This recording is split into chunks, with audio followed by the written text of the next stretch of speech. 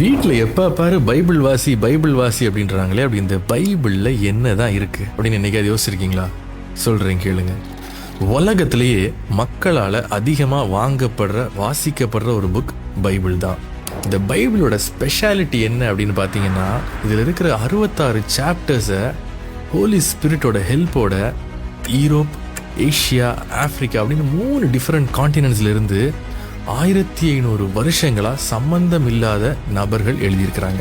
இப்படி 1500 வருஷங்களாக எழுதப்பட்டிருந்தாலும் இதில் வர்ற சம்பவங்கள் ஒவ்வொன்றும் எந்த ஒரு முரண்பாடும் இல்லாமல் அழகாக ஒத்து போகுது. ஜீசஸ் கிரைஸ்ட் இந்த பூமியில் பிறப்பாருன்னு அவர் பிறக்கிறதுக்கு பல வருஷங்களுக்கு முன்னாடியே சொன்னது இந்த பைபிள் தான். அவர் நம்மளுடைய பாவங்களுக்காக சிலுவையில் அறையப்பட்டு மரித்து 3ஆம் நாள் உயிரோடு கூட எழும்புவார்னு சொன்னதும் இந்த பைபிள் தான்.